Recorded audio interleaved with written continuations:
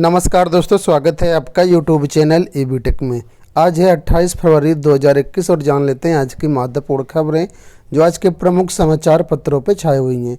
सबसे पहले बात कर लेते हैं आम प्रतियोगी छात्रों की जो भर्तियां न आने से तनावग्रस्त हैं। लेकिन कम होते अवसर से तनाव में प्रतियोगी। एसएससी चयन बोर्ड में कम होते पदों में भर्ती प्रक्रिया में लगने वाले लंबे समय से निराशा। छात्र छात्राओं में बढ़ते हुए तनाव का बड़ा कारण प्रतियोगी परीक्षाओं को पूरा होने में लगने वाला समय भी है। कर्मचारी चयन आयोग हो, उत्तर प्रदेश माध्यमिक शिक्षा सेवा चयन बोर्ड हो, उच्चतर शिक्षा सेवा चयन आयोग हो, लोक सेवा आयोग हो, इन सबकी भर्ती परीक्षाओं को पूरा होने में कम से कम 3 से 4 वर्ष लग जाती हैं। इसके बाद भी अगर असफलता मिलती है तो फिर घोर हताशा होती है।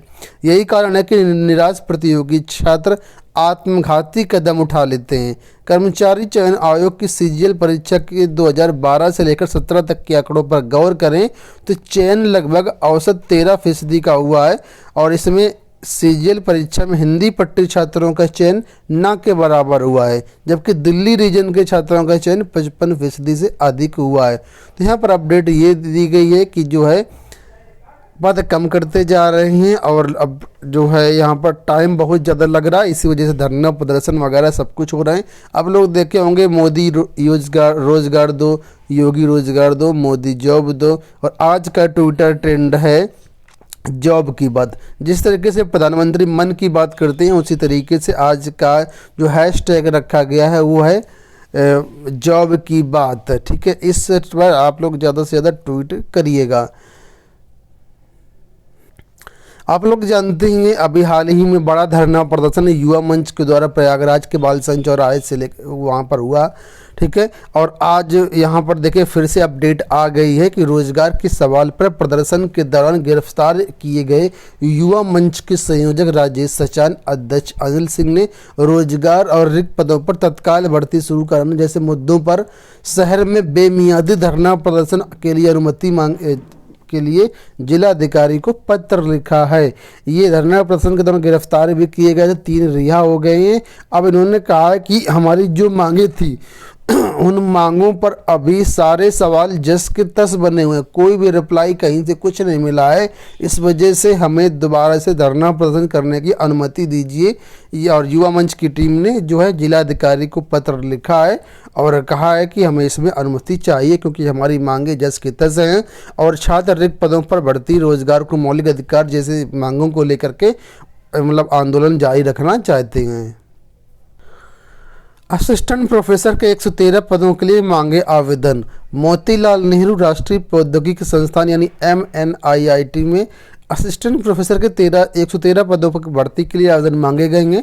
संस्थान की ओर से असिस्टेंट प्रोफेसर के 113 पदों पर नोटिफिकेशन के साथ ऑनलाइन आवेदन शुरू कर दिया जाएगा 15 मार्च से। ठीक है, तो यहाँ पर सारी डिटेल्स दी गई है कि किस कैटेगरी में कितने पद हैं, क्या क्या विषय हैं, आप लोग देख सकते हैं। इसका डिटेल्ड जो विज्ञापन है आप लोग इसकी वेबसाइट से डाउनलोड कर सकते हैं। बढ़ते हैं अगली अपडेट की तरफ। लेकर आधार से लिंक बैंक खाते में ही भेजी जाएगी सब्सिडी। आप लोग जानते होंगे इस साल से यूपी बोर्ड हो या कोई अन्य बोर्ड हो जो भी स्कॉलरशिप होते हैं उसके लिए आधार कार्ड मैंडेटरी कर दिया है। बिना आधार कार्ड के और बिना वेरिफिकेशन के यहाँ पर अब छात्रवृत्ति नहीं जाएगी।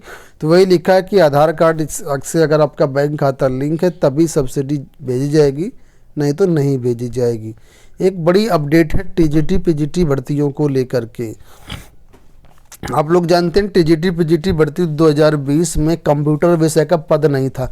बहुत सारे ऐसे अभ्यर्थी हैं जो कंप्यूटर विषय की मांग कर रहे थे। तो यहाँ पर कुछ अभ्यर्थी हाई कोर्ट भी गए थे लखनऊ बेंच में। तो यहाँ से आदेश ये हुआ है कि कंप्यूटर शिक्षक के पद जोड़ने को संबंधित अधिकारी से संपर्क करें, यानी संबंधित अधिकारी से संपर्क करने के लिए कहा गया है और ये याचिका जो है खारिज कर दी गई है। इनके जो वकील हैं, वकील साहब ने कहा था कि इनको संबंधित अधिकारी से संपर्क करने दिया जाए। यहाँ पर देखिए ये लिखा है कि याचियों के अधिवक्ता ने कोर्ट से याचिका वापस लेने और संबंधित अफसर के अपनी मांग रखने की छूट दी जाने का आग्रह किया था। अदालत ने इसकी छूट देते हुए वापस ली जाने के आधार पर याचिका को खारिज कर दिया। तो कुल मिलाकर के संबंधित अफसर के पास मांगे रखने के लिए हाई कोर्ट ने कह दिया कि संबंधित जो अधिकारी हैं वहाँ से आप संपर्क करें और जो भी हो अपना उसी के अनुसार करें। तो फिलहाल टीजीटी पीजीटी में कंप्यूटर शिक्षकों की भर्ती को लेकर के जो मसला था वो सॉल्व हो गया है। अब जो अभ्यर्थी हैं जो हैं ये सब अपना संबंधित अधिकारी के पास पक्ष रखेंगे। अगर वार्ता सफल हो गई, इनका पक्ष मान लिया गया तो कंप्यूटर के पद जुड़ेंगे, अन्यथा नहीं जुड़ेंगे। एक बड़ी अपडेट आ रही है जूनियर शिक्षकों की भर्ती को लेकर के। आप लोग जानते ही हैं कि जूनियर शिक्षकों की भर्ती के लिए नोटिफिकेशन 25 फरवरी को जारी होना था, लेकिन यहाँ पर हाई कोर्ट से 1 मार्च तक स्टे दे दिया गया था। तो वही चीज़ यहाँ पर लिखी है कि 1 मार्च तक लगाई गई थी रोक, लेकिन 1 मार्च को वकील फिर कार्य बहिष्कार कर रहे हैं, यानी उस दिन कार्य नहीं होगा। जो 1 मार्च को सुनवाई होनी है वो संभव नहीं है, और जब 1 मार्च को सुनवाई संभव नहीं होगी, रोक भी 1 तारीख तक ही लगी है। तो यहाँ पर ये दिया है कि परीक्षा नियुक्त प्राधिकारी 2 मार्च को जो है वो नोटिफिकेशन जारी कर सकता है, यानी 1 मार्च के बाद कभी भी नोटिफिकेशन जारी कर सकते हैं, क्योंकि जो रोक है वो सिर्फ 1 मार्च तक ही है। ये देखिए लिखा है बहिष्कार से निकलेगी एडेड जूनियर शिक्षक भर्ती की राह। प्रदेश के 3049 अशासकीय सहायता प्राप्त जूनियर हाई स्कूलों की शिक्षक भर्ती का विज्ञापन अगले सप्ताह जारी करने की तैयारी चल रही है, यानी 1 मार्च के बाद आपका विज्ञापन जारी हो सकता है। इसमें वकीलों का कार्य बहिष्कार भर्ती की राह आसान कर रहा है। वजह हाई कोर्ट ने committee of management Adarsh junior high school की याचिका पर सिर्फ 1 मार्च तक के स्थगनादेश जारी किए थे, इसलिए जो है 1 मार्च को इनका शिक्षा अधिकार मुद्दे पर वकीलों का फिर भी कार्य बहिष्कार है। इस वजह से 1 मार्च को इसकी मियाद भी पूरी हो जाएगी स्टे की, और उसके बाद नोटिफिकेशन जारी किया जा सकता है। अब दोस्तों ये विवाद क्यों ये स्टे दिया गया था, तो आप लोग जानते होंगे कि प्रदेश के जूनियर एडेड हाई स्कूलों में जो पहले भर्ती होती थी वो मैनेजमेंट के द्वारा की जाती थी, प्रबंध समितियों के द्वारा की जाती थी। लेकिन 4 दिसंबर 2019 को उत्तर प्रदेश सरकार ने इसमें नियमावली चेंज कर दी और कहा कि ये भर्तियां अब सरकार के माध्यम से होंगी, डायरेक्ट परीक्षा के माध्यम से होंगी, मैनेजमेंट के माध्यम से नहीं होंगे, क्योंकि मैनेजमेंट के माध्यम से भर्तियां होती तो बहुत ही व्यापक धांधली होती थी। तो ये जो मैनेजमेंट कमेटियां हैं यही गई हैं हाई कोर्ट, और इन्हीं के कारण ये जो है स्टे दिया गया था। तो स्टे 1 मार्च तक है, उसके बाद ये नोटिफिकेशन जारी हो सकता है। बढ़े रहते हैं आगे की अपडेट को लेकर। लिखा है 2 दर्जन बीएड कॉलेजों की जा सकती है मान्यता, एनसीटी के मानकों पर उतरना होगा खरा। ठीक है, एक और बड़ी अपडेट आ रही है दोस्तों। आप लोग जानते हैं उत्तर प्रदेश में शिक्षा सेवा अधिकरण का गठन किया जा रहा है। इसका मुख्यालय लखनऊ में होगा, इसकी ब्रांच जो है वो प्रयागराज में होगी।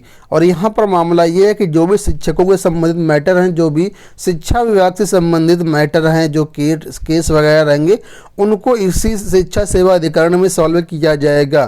तो यहाँ पर जो ठकुराई गुट है उन्होंने कहा है कि ये शिक्षकों और कर्मचारियों के लिए और शिक्षणेतर जो है उन सभी के लिए एक डेथ वारंट है। लेकिन शिक्षक संघ ने शिक्षक विरोधी शिक्षा सेवा अधिकरण का वापस लेने के लिए प्रदेश के सभी मुख्यालयों पर 5 मार्च को विरोध प्रदर्शन करने का फैसला लिया गया है। और यहाँ पर देखिए लिखा है उत्तर प्रदेश माध्यमिक शिक्षक संघ ठकुराई गुट के प्रदेश अध्यक्ष जगदीश पांडे ठकुराई की अध्यक्षता में वर्चुअल बैठक में तय किया गया कि विधेयक के वापस होने तक विरोध जारी रहेगा।